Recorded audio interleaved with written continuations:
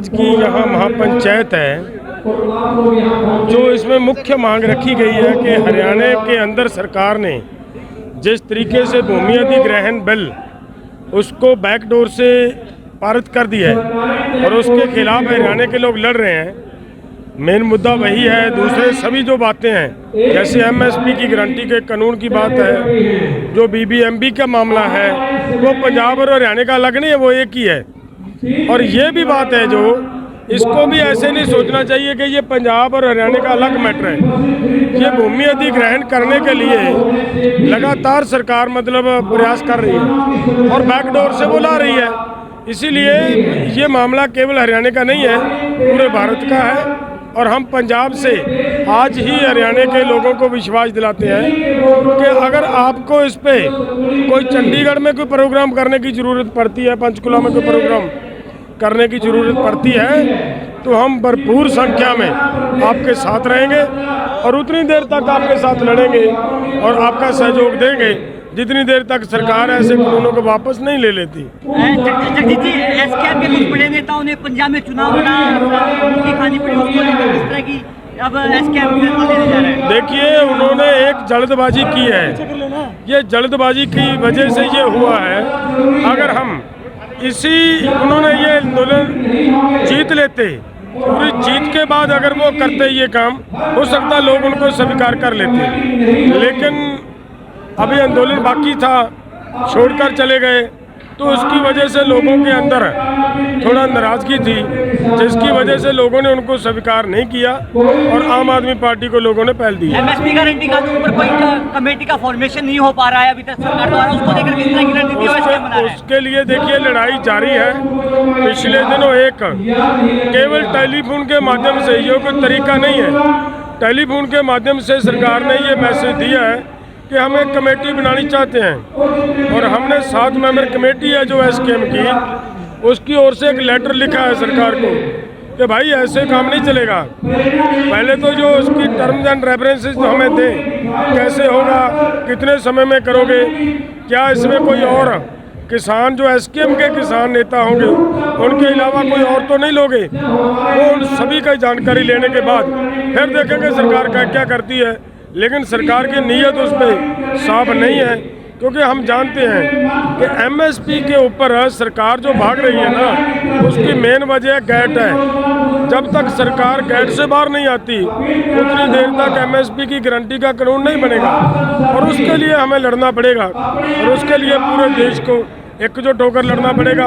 और हरियाणा और पंजाब जिस तरीके से एकता बनाकर लड़ रहे हैं, मुझे पूर्ण विश्वास है कि हम सरकार को घुटनों के बल ले आएंगे और सरकार को एमएसपी के गारंटी का कानून बनाएंगे। उत्तर प्रदेश और उत्तराखंड मिशन है वो चलाया गया एसकेएम द्वारा, लेकिन सफल नहीं हो पाया। प्रचंड बहुमत से सरकारें बनाई, राकेश टिकैत के गाँव से ही लगभग बीजेपी हर बूथ पर जीती, उसको लेकर आपका क्या बयान है?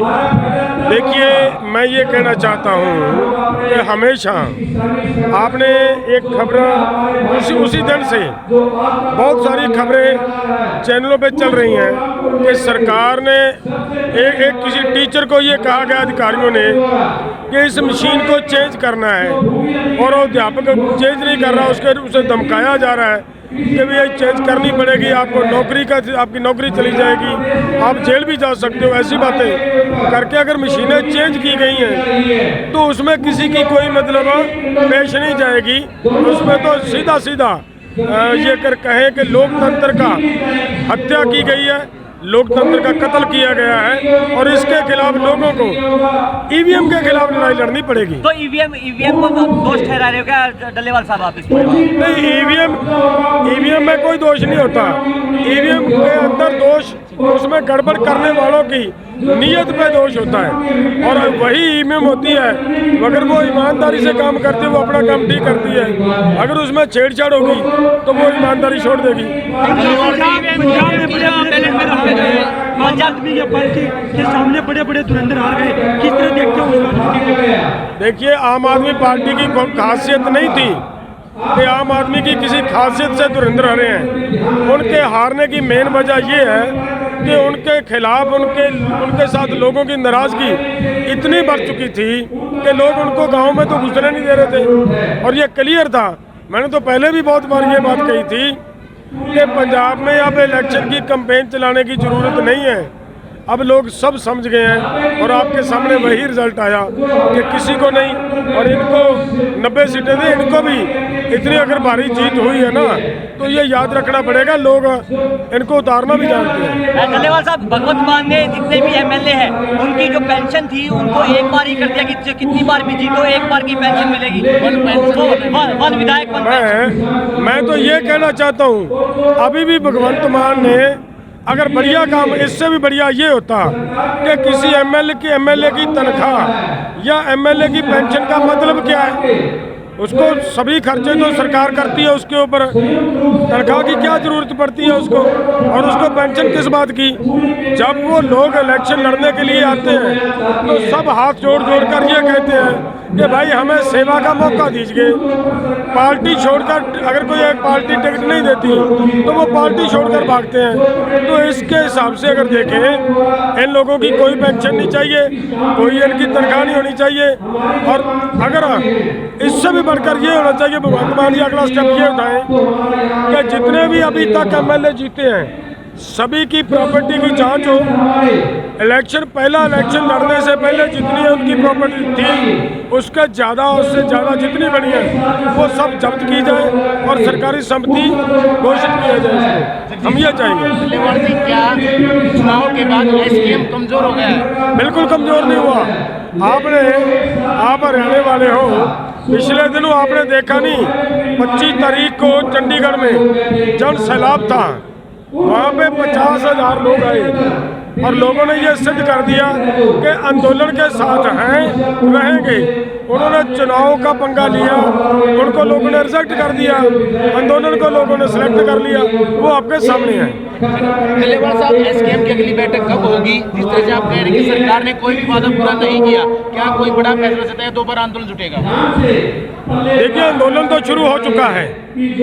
पंजाब से बार बार मतलब मांग पत्र दिए जा चुके हैं, वो कोई दिक्कत नहीं है। आपके हरियाणा में भी डीसीओ को पिछले दिनों मांग पत्र दिए, पूरे देश में दिए। आगे क्या करना है उसके लिए मतलब प्रोग्राम आगे देंगे और आने वाले दिनों में वो बैठक होगी। देखिए, जो एक जमीन अधिग्रहण का कानून बनाया गया पिछले साल विधानसभा में, वो 3 कानूनों से भी ज़्यादा खतरनाक है। भाई, जब ज़मीन ही नहीं बचेगी, जिस कानून के तहत ज़मीन छीन ली जाएगी और ज़मीन ही नहीं बचेगी, तो फिर ना तो एमएसपी का फ़ायदा रहेगा, ना फसलों की खरीद का फ़ायदा रहेगा। तो इसीलिए जो ये ज़मीन छीनने वाला कानून है, जिस कानून में नियम बना दिया गया कि अब किसी किसान की कोई सहमति नहीं ली जाएगी ज़मीन का एक्वायरमेंट करते समय, कोई 4 गुना उनको मुआवजा नहीं दिया जाएगा। जो नेशनल हाईवे और जो रेलवे लाइन है, उनके 2 किलोमीटर दाईं तरफ, 2 किलोमीटर बाईं तरफ, 4 किलोमीटर की चौड़ाई में वो जब चाहे सरकार जिसकी चाहे ज़मीन एक्वायरमेंट कर सकती है। तो जो ऐसे जो ये गोरे अंग्रेज पहले कानून बनाते थे, अब ये काले अंग्रेज इस तरह के कानून बना रहे हैं, तो उसके खिलाफ गांव-गांव में जाके बिगुल बजाएंगे। और मैं सरकार को बताना चाहता हूं, जब 3 काले कानून आए थे तब भी हमने ऐसे ही पंचायतों का दौर शुरू किया था, गाँव-गाँव में हम गए थे, लोगों को समझाया था, और उसके 6 महीने बाद कितना बड़ा आंदोलन खड़ा हुआ वो सबने देखा था। मैं चेतावनी देना चाहता हूं सरकार को, या तो सरकार इस काले कानून को, जमीन अधिग्रहण के को वापस ले ले, अन्यथा इस साल के अंत तक आते आते जो दिल्ली के बॉर्डरों पर 378 दिन आंदोलन चला, उससे 10 गुना ज्यादा आंदोलन हरियाणा में देखने को मिलेगा। अभी एमएसपी की गारंटी कानून को लेकर भी कमेटी बनाई जानी थी, लेकिन उसका फॉर्मेशन है वो सरकार तैयार नहीं कर पा रही है अभिमन्यु जी, उसको लेकर सरकार की नीयत में खोट है। सरकार की नीयत में पहले से ही खोट था और उसी के तहत सरकार धोखाधड़ी कर रही है, देश के किसानों का अपमान कर रही है, और ये महंगा पड़ेगा सरकार को आने वाले समय में। जिसने किसानों का अपमान किया, जिसने किसानों के साथ धोखाधड़ी करी, आने वाले समय में उनके कोई नाम लेने वाला ही नहीं बचता। इतिहास इस चीज़ का गवाह है। तो सरकार कान खोल के सुन ले, जो एमएसपी कमेटी पे कमिटमेंट थी, या तो वो कमिटमेंट पूरी कर दे, अन्यथा सरकार को आने वाले समय में सारे परिणाम, उसके दुष्परिणाम भुगतने पड़ेंगे। हरियाणा में आगे जब एसकेएम की मीटिंग होगी तो कोई भी बड़ा फैसला लिया जा सकता है यदि जल्दी से जल्दी एमएसपी कमेटी घोषणा नहीं करी गई। आज की जो महापंचायत से सरकार को चुकाया जा रहा है, चेतावनी दी जा रही है। सरकार को देखिए, अब बहुत सारे पत्रकार साथी हैं, जब पिछले साल आंदोलन शुरू हुआ 2020 में, तो उसी समय कथुरा गांव में, गोहाना में एक बहुत बड़ी पंचायत हुई थी किसानों की, और उससे भी एक माहौल बना था पूरे इन 2-3 जिलों में। तो इसी तरीके से माहौल बनाने की शुरुआत करी जा रही है। अभी माहौल बनेगा, 5-6 महीने अभी तवे को बढ़िया से गर्म करेंगे, और उसके बाद अगर सरकार नहीं मानी जब तक भी, तो सरकार को दोबारा से हो सकता है कि सरकार का हर जगह बहिष्कार हो, सरकारों को कहीं कार्यक्रम न करने दें हमें, इस तरह के भी फैसले आने वाले समय में लिए जा सकते क्या हैं। हर जिले में जाएगा किसान? बिल्कुल, इस जमीन अधिग्रहण वाले मामले को लेकर हम सब संगठन मिलजुल के लड़ेंगे। अगर सभी संगठनों की एकता के लिए मुझे पीछे हटना पड़ेगा तो हम खुद को और अपने संगठन को पीछे हटाने को तैयार हैं, लेकिन एकता हम सबसे ऊपर रखेंगे। कुछ किसान नेता एसकेएम में थे, गुरनाम सिंह चड़ूनी, कुछ पंजाब में किसान नेता, क्या उनको भी साथ लेके चला जाएगा? देखिए, ऐसा है कि जिन्होंने जो राजनीति में गए उनके ऊपर फैसला लिया गया एसकेएम द्वारा, उनको 4 महीने के लिए सस्पेंड किया गया, तो अभी वो सस्पेंशन पीरियड में है। आगे क्या होगा क्या नहीं होगा उनके बारे में वो एसकेएम फैसला लेगा, लेकिन ये बात जरूर है एसकेएम पूर्ण तौर पे गैर राजनीतिक रहेगा। एसकेएम की मीटिंग कब होने जा रही है? अभी कुछ नहीं कह सकते, जब डेट आएगी हम आपको सबको सूचित कर देंगे।